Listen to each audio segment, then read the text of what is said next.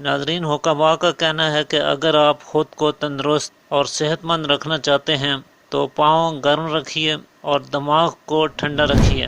پاؤں ٹھنڈے ہونا ہم اکثر نظر انداز کر دیتے ہیں، حالانکہ یہ کئی خطرناک امراض کی نشاندہی کرتا ہے۔ آج کی ویڈیو میں ہم یہ جاننے کی کوشش کریں گے کہ پیروں کا ٹھنڈا ہونا ہمارے لیے کتنا خطرناک ہو سکتا ہے، پاؤں ٹھنڈے کیوں ہوتے ہیں اور ہمیں اس کا کیا علاج کرنا چاہیے۔ چنانچہ ویڈیو کو اینڈ تک دیکھیے گا، اور ویڈیو اچھی لگے تو لائک ضرور کر دیجیے گا، کیونکہ آپ کے ایک لائک سے، آپ کے پیار سے ہماری حوصلہ افزائی ہوتی ہے۔ ناظرین، پاؤں ٹھنڈے رہنا عام طور پہ دوران خون بہتر نہ ہونے کے باعث ہوا کرتا ہے۔ جب آپ کا دوران خون جسم کے اوپر کی طرف زیادہ ہوتا ہے، نچلے حصوں کی طرف کم رہتا ہے، تو ایسی صورت میں پاؤں ٹھنڈے رہتے ہیں اور کبھی کبھی سن بھی ہوتے ہیں۔ نسوں کی بلاکیج اور تنگی بھی اس کی وجہ بنتی ہے۔ ہائی بلڈ پریشر کی صورت میں جب دوران خون دماغ کی طرف زیادہ ہوتا ہے، اس وقت پاؤں اکثر ٹھنڈے رہتے ہیں۔ اس کے علاوہ خون کی کمی بھی اس کی ایک اہم وجہ ہے۔ جسم میں آئرن یا خون کی شدید کمی کی صورت میں بھی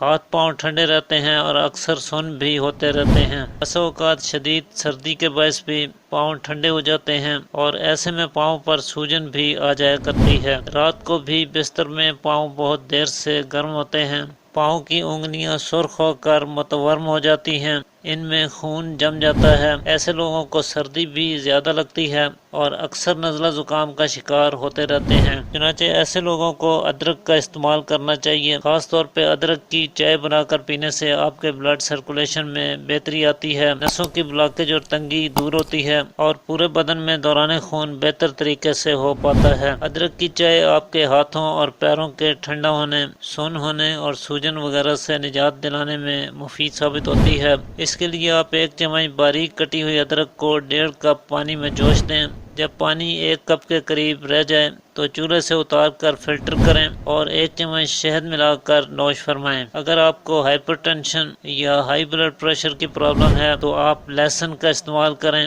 لہسن بھی دوران خون کو بہتر بناتا ہے، بلڈ پریشر کو اور کولیسٹرول کی زیادتی کو کنٹرول کرتا ہے، اور ہاتھ پاؤں ٹھنڈے ہونا یا سن رہنا سے نجات دلاتا ہے۔ اسی طرح اگر آپ کو سردی زیادہ لگتی ہے تو آپ گرین ٹی میں لیموں کا رس شامل کر کے پئیں۔ یہ سردی کو فوراً دور کرتا ہے، آپ کے امیون سسٹم کو مضبوط بناتا ہے، جس سے آپ کو بار بار نزلہ زکام اور انفیکشنز کا شکار ہوتے رہنا، ایسی شکایات سے نجات پانے میں مدد ملتی ہے۔ سردیوں میں آپ گرین ٹی کے ہمراہ گڑ کا استعمال بھی کر سکتے ہیں، جو نہ صرف آپ کے بدن میں سے سردی کو بھگاتا ہے بلکہ یہ آپ کو انسٹنٹ انرجی بھی فراہم کرتا ہے، کمزوری، تھکان، سستی اور کم ہمتی کو دور کرتا ہے۔ پاؤں پر سوجن کی صورت میں آپ گرم پانی میں نمک ملا کر 10 سے 15 منٹ کے لیے اپنے پاؤں اس پانی میں رکھیں اور ہلکے ہاتھوں سے ان پر مساج بھی کریں۔ ایسا 2-3 بار کرنے سے پیروں کی سوجن اور ورم دور ہو جائے گی اور دوران خون میں بھی بہتری آئے گی۔ اس کے علاوہ نیم گرم پانی کا استعمال ضرور کریں۔